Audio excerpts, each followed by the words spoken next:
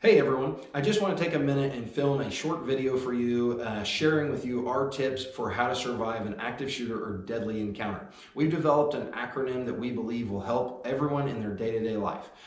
Before I do that though, I want to take a minute and give an invitation to each and every one of you to join us at our new training center we've launched in Republic, Missouri. What that means, we've increased our number of civilian training courses. Everything from street survival, hand-to-hand fighting, women's self-defense, edged weapons knife fighting, firearms training for individuals. We've got a lot of civilian classes, so go to our website, www.novictimshere.com. You can jump on the calendar option. It'll show you the upcoming dates and times for each one of those classes. You can register online. So choose what is of interest to you, what you think would give you a benefit, and get signed up and come join us.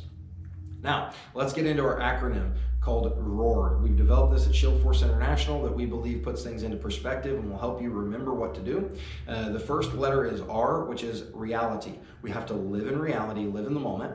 Don't daydream about a past or present memory, but be here in the present environment that you're in. We also have to understand the realistic threats that are facing us every day. We have to accept that bad things happen to good people, because if we don't, we'll be living in denial. Denial causes hesitation. So we live in reality. We also need to understand our realistic capability and skill level. Don't try to be Superman if you're not Superman, because the line between hero and zero is about that small. If you want to be the hero, that's fine, but make sure you're training frequently. Make sure you're developing that skill that it takes to be the hero in that moment.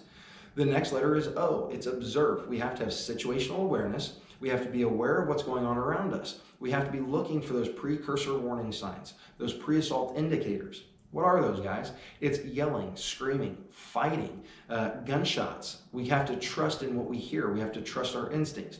You know, when somebody's sizing us up, maybe they're fixing to rob us, we have to understand and see what that looks like. If somebody's fixing to rob the store that we're in, you know, before we go into a gas station, maybe look inside the store before we go in. Be aware. Don't be caught off guard. Don't be surprised by things that's happening around you. Then the third letter is A, which stands for assess.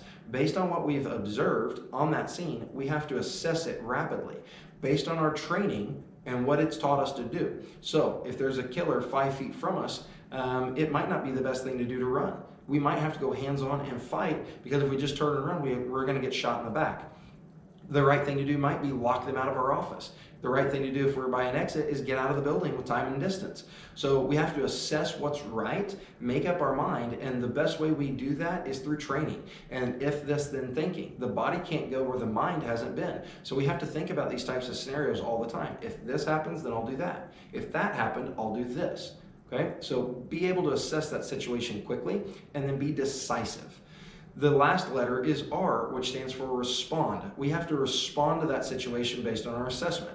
The natural tendency, guys, under stress and fear is to freeze. It's to hesitate and not do anything. That will get you killed. Okay? Doing nothing always gets people hurt more than if they did the wrong thing.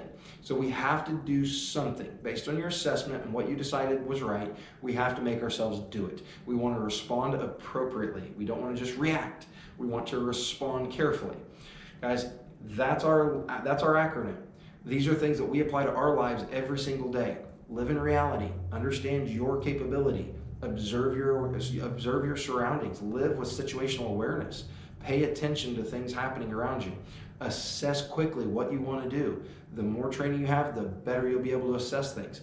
And then we have to understand, we have to respond. We can't hesitate. We can't delay. Those are the tips to survive any type of violent situation you find yourself in. All right, don't forget to check us out on our website, novictimshere.com. Check out the calendar option. Join us for some training. I promise it'll make a difference in your life. It'll give you more confidence. All right, guys, stay safe, and I hope to see you soon.